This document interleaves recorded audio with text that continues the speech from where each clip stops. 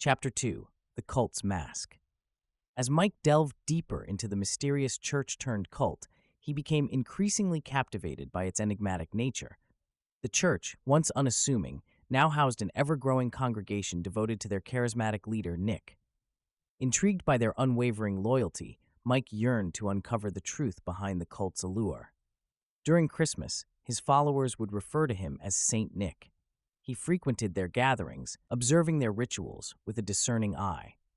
The worshippers' faces shone with an almost fanatical devotion, their every action carefully orchestrated to appease their leader. Mike noticed how Nick commanded attention, his words carefully chosen to inspire both reverence and obedience. There was an undeniable charisma in his presence, a magnetic quality that drew people in like moths to a flame. The cult's ceremonies were shrouded in secrecy, held in dimly lit rooms adorned with peculiar symbols. Mike observed the members' synchronization of Nick's movements, their chants and incantations echoing in the air. It was a carefully crafted theater, an elaborate performance designed to instill a sense of unity and purpose. As Mike continued to immerse himself in the cult's world, he couldn't help but question the genuineness of their beliefs. Were the worshippers truly devoted to a higher purpose, or were they simply pawns in a grand manipulation? List of similarities between cults and churches. Sense of community. Both cults and churches can provide a sense of belonging and community for their members. Shared beliefs. Both cults and churches have a set of beliefs and doctrines that their members adhere to. Rituals and ceremonies. Both cults and churches often engage in rituals and ceremonies as part of their religious or spiritual practices. Leadership structure. Both cults and churches have a leadership structure, with leaders who guide and influence their respective communities. Shared values. Both cults and churches promote certain values and ideals among their members. Teachings in Scripture. Both cults and churches have teachings and sacred texts that they use as sources of guidance and inspiration. Community service.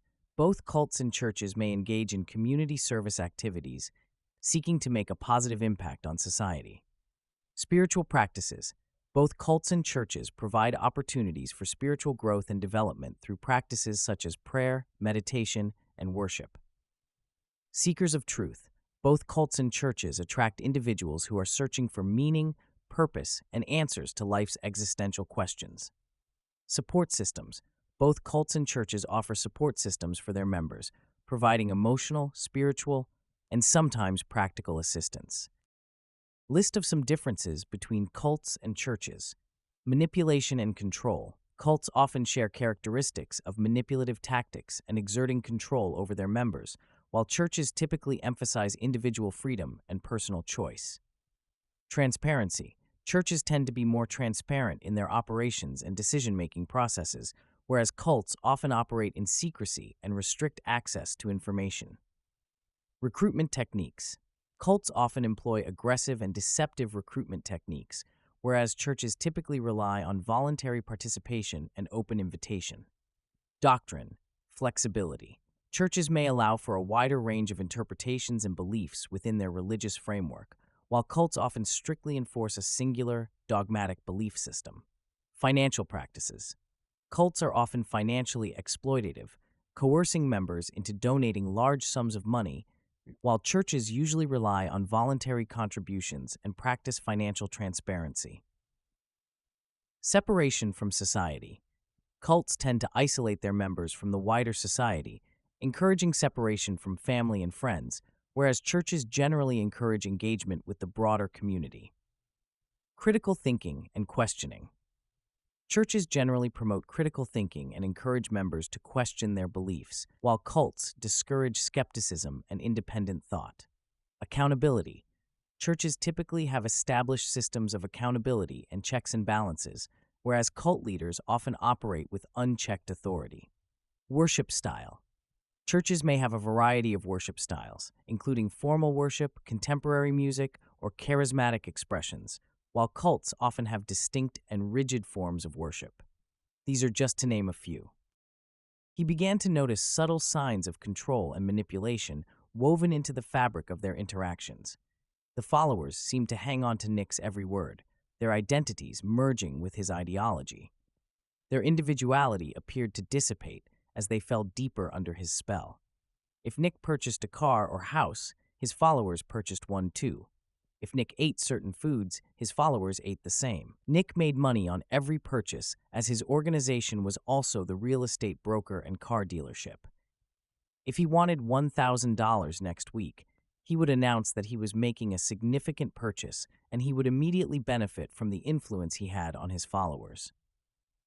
Nick, as a single man, also provided counseling to men, women, and married couples. He would marry off who he didn't want and help divorce his future bedwarmers. He determined who dated, married, and conceived children. Nick also had insurance policies on each of his members and benefited from each birth and death. The more Mike observed, the more he sensed a dark undercurrent beneath the cult's facade. It was as if the devout followers were wearing masks, concealing their true selves in order to fit into the mold dictated by Nick. Mike couldn't help but feel a profound sense of unease, his instincts warning him of the dangers that lay beneath the surface. One evening, he found himself standing outside the church's imposing doors, hesitating before entering. The weight of the truth he sought hung heavy in the air. With a deep breath, he stepped inside, determined to uncover the secrets that lay within the cult's tightly woven tapestry. Mike quickly recalled Proverbs 4:23. Above all else, guard your heart, for everything you do flows from it. The cult's inner sanctum revealed itself to Mike, an intricately decorated chamber filled with symbols and artifacts. Members gathered around an ornate altar, their eyes fixed on Nick, who stood at its center, radiating authority and command. Mike positioned himself inconspicuously in the back, observing their interactions, searching for any cracks in the facade. As Nick delivered his sermon, Mike noticed the subtle cues of manipulation, carefully chosen words designed to evoke specific emotions, and strategic pauses to allow ideas to settle in the minds of the followers. It was a carefully choreographed performance, a symphony of psychological influence. The worshippers hung on Nick's every word, their faces transfixed with adoration. They were woven together in their devotion, their individuality fading into the collective identity of the cult. Mike's heart ached for them, recognizing the loss of personal agency and autonomy that came with surrendering oneself completely to another's will. As the ceremony drew to a close, Mike slipped out of the church, his mind swirling with a mix of intrigue, concern, and determination. He couldn't shake the feeling that something insidious lurked beneath the surface, a darkness that threatened to consume not only the followers, but all those who came into contact with the cult. Armed with his newfound understanding of the cult's dynamics, Mike vowed to untangle the intricate web of manipulation. He would use his knowledge of human psychology, his discerning eye for detail, and his unwavering resolve to liberate the cult's followers from the clutches of Nick's influence. Little did he know that the path he had chosen would lead him into even greater danger, challenging his own beliefs and testing the limits of his courage. The threads of truth and deception would become increasingly entwined, and Mike would find himself facing the ultimate question. Could he save the followers from themselves while protecting his sanity and safety? As Mike stepped out onto the dimly lit street, a sense of urgency burned within him. The cult's allure had been revealed to him, but its true intentions remained shrouded in darkness. He knew he couldn't tackle this daunting task alone. He needed allies who shared his desire to expose the cult's secrets and free its entrapped members. Mike took out his phone to call a rideshare service, and viewing his last open social media screen, he was immediately served an advertisement with Nick sharing life-hacking advice. He waited for his ride to approach as it was 10 minutes away. This was more than enough time to go down the rabbit hole to briefly discover just who Nick Winters is and why it seemed that these people would jump off a building for this man. Harnessing the power of social media, he became a magnetic presence, drawing in vast crowds with every post, every tweet, every live stream. His products weren't just items, they were experiences, moments of transcendence that fans clamored for. But behind the allure lay a calculated strategy. Nick's methods were eerily reminiscent of certain secular music artists, ones who've mastered the art of keeping their fans perpetually hungry, forever on the edge of their seats. A mere year ago, the name Nick barely resonated outside the closed confines of his cult. With fewer than 200 devoted admirers, his influence seemed contained within a small circle.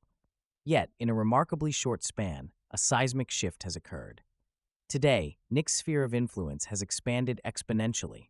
With a staggering following of over 50,000 individuals both online and in person, Nick's rise to prominence is undeniable, a rapid ascent that defies his previous obscurity.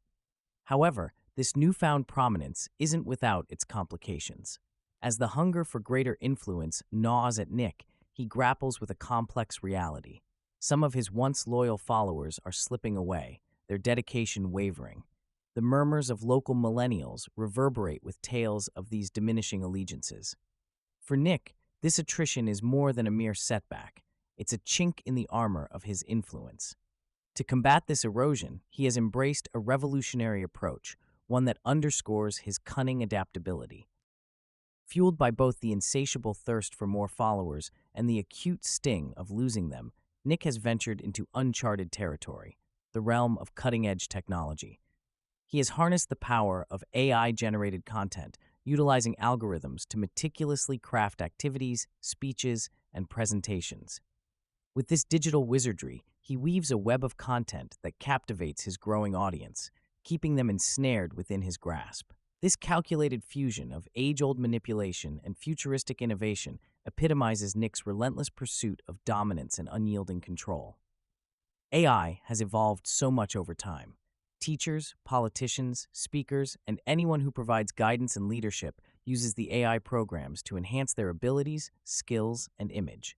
As his followers swiped and clicked, little did they know they were being ensnared. Nick employed subtle hypnosis techniques, weaving them seamlessly into his videos. The rhythms, the visuals, the very cadence of his speech, everything was designed to captivate, to cultivate an insatiable desire for more. Each interaction, every like and share, served to tighten his grip. The more they engaged, the deeper they fell into his web, ensnared in a loop of anticipation and reward. Nick's following grew exponentially, a vast sea of faces, eyes glazed over Nick, hanging on to his every word. And as his empire expanded, his techniques grew more refined, more potent. The line between genuine admiration and manipulated obsession became increasingly blurred. Determined to uncover the truth, Mike sought out those who had escaped the cult's grasp. Enter Terry. Through careful research and discreet inquiries, he managed to locate a former member, an individual haunted by their past experiences within the cult. The two met in a secluded corner of a local cafe near the Virginia Highlands community in Atlanta, their eyes locked in mutual understanding. As the former cult member shared their harrowing story, Mike listened intently, cataloging every detail in his mind. The tale revealed the extent of Nick's manipulative tactics and the psychological grip he held over the followers. It became clear that Mike's mission was not only about unraveling the threads of deception, but also about offering healing and redemption to those who had suffered under the cult's influence. Mike, being a former cult member, unknowingly joined and was caught in the woven fabric of the group. There was a woman of interest that introduced him to the group, and before he realized what was happening, he was in the fold, and the leadership used him as an asset. His experience in the military was useful grounds for the leaders, as you are told to follow orders without question. Who knows where the orders come from? In a system of checks and balances, not everyone is aware of choices made under the chain of command. It was also Mike's military instincts and his love for Christ that helped Mike escape from the cult's influence. Mike was a Marine minister, and he wanted to be prepared before he attempted to go back to save Amber, his special friend. The Bible scripture he prepared are 1. James 1 verse 5. If any of you lacks wisdom, let him ask God, who gives generously to all without reproach, and it will be given him. This verse encourages seeking wisdom and guidance from God, promoting discernment to recognize false teachings or manipulations. John 8:32, and you will know the truth, and the truth will make you free. Well, this verse emphasizes the power of truth and how understanding and embracing genuine beliefs can lead to personal freedom. 3. Galatians 5 verse 1. For freedom Christ has made us free. Stand firm, therefore, and do not submit again to a yoke of slavery. This verse speaks to the freedom that comes through faith in Christ and urges believers not to fall into spiritual bondage, which can include the influence of manipulative or controlling groups. He attempted to retrieve Amber, the one who introduced him into the fold, but she was already indoctrinated and not ready to depart from her chosen family. This thought follows him everywhere he goes.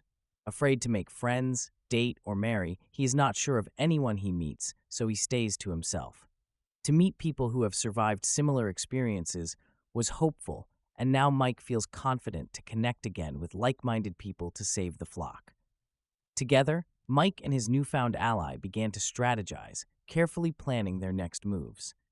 They realized that exposing the cult required a multifaceted approach, one that involved gathering evidence, reaching out to other survivors, and finding a way to disrupt Nick's hold on his followers. The soft hum of the cafe was punctuated by the clinking of cups and the muted conversations of patrons. Mike settled into a corner booth, his eyes scanning the entrance.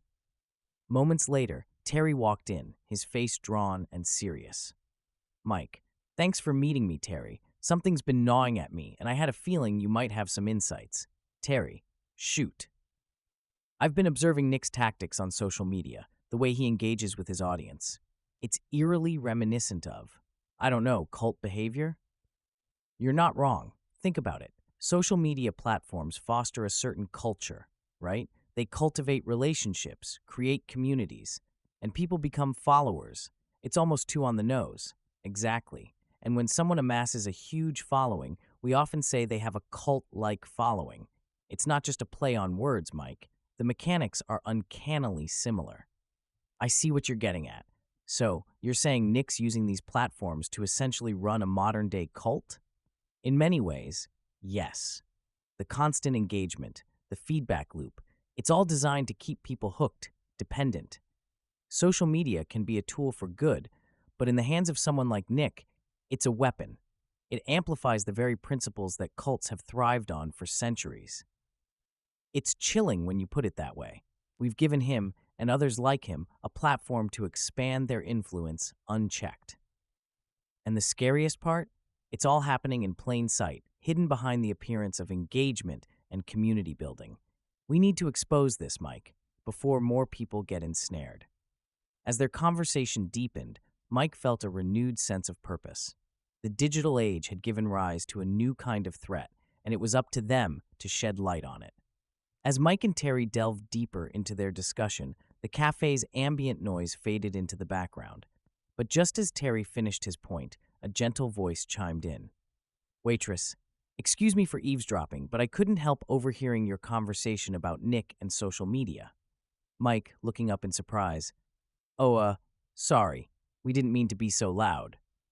"No need to apologize. It's just a close friend of mine used to work for Nick as a product manager." "Really? That's quite the coincidence." "Yeah, and she would often talk about the design of these habit-forming products. She mentioned something called the hook model, a cycle that tech companies use to keep users coming back." "That sounds exactly like what we were discussing." She said that Nick was obsessed with it. He wanted to perfect that cycle, make his platforms and products so addictive that people couldn't help but return, again and again. It's the same principle, creating a need, offering a solution, and then rewarding the user for engaging. "Exactly. And my friend? Well, she left the organization because she couldn't stand the ethical implications, seeing people becoming so dependent, almost entranced by these products. It's alarming how these tactics are used so openly, and yet few realize the impact they have." "Waitress, that's the danger of it. It's all hidden in plain sight. My friend's stories were a wake-up call for me, and I hope more people come to understand what's really happening." With a nod and a knowing look, the waitress moved on to tend to other patrons, but her words had added another layer to the puzzle, drawing a clearer picture of Nick's insidious web. After the waitress shared her insights, Mike paused, his gaze lingering on her as she moved between tables. A thought began to take shape. "Mike, it's funny how similar our positions are. In my store, people tend to lose themselves in conversations, completely forgetting I'm right there, cutting and measuring. They share things, thinking they're in a private bubble. Waitress, smiling wryly, tell me about it. Here in the cafe, amidst the clatter of cups and the aroma of coffee, people let their guards down. It's as if the noise cloaks their secrets. I've overheard more confessions and conspiracies than I can count. It's a unique vantage point we have, isn't it? Being present, yet somehow invisible to those engrossed in their world. Exactly. And with Nick's influence spreading, I've been hearing more and more concerning chatter. Mike, leaning in slightly, how about we form a little alliance, a partnership of unseen listeners? If you hear anything more about Nick or his church, would you let me know? And I'll do the same. Waitress, considering for a moment, then nodding. I'm in. There's something about Nick that's always unsettled me. If I can help in any way to shed light on his operations, count me in. With a firm handshake sealing their pact, a new alliance was formed. Mike and the waitress, a tailor and a server, are united by their unique positions and a shared mission. The journey ahead was treacherous, tense with uncertainty and danger. Mike knew that their actions would not go unnoticed by the cult's vigilant eyes. But he also understood that the truth had its own inherent power, one that could unravel the tightly woven tapestry of lies and set the cult's captives free.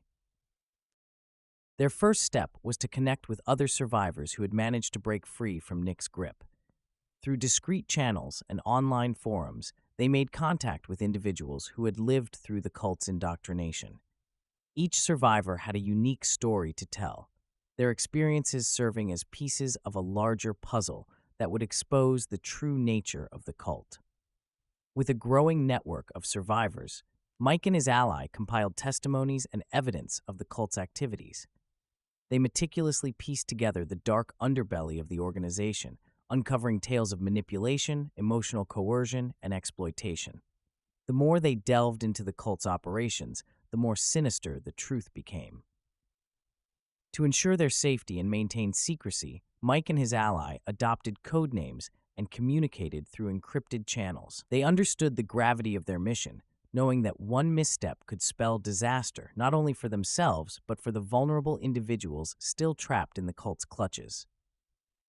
As their investigation progressed, Mike discovered that Nick's influence extended beyond the walls of the church. The cult had tendrils that reached into influential circles of the city, politicians, business leaders, and even law enforcement. The revelation sent a chill down Mike's spine, realizing the extent of the challenge they faced.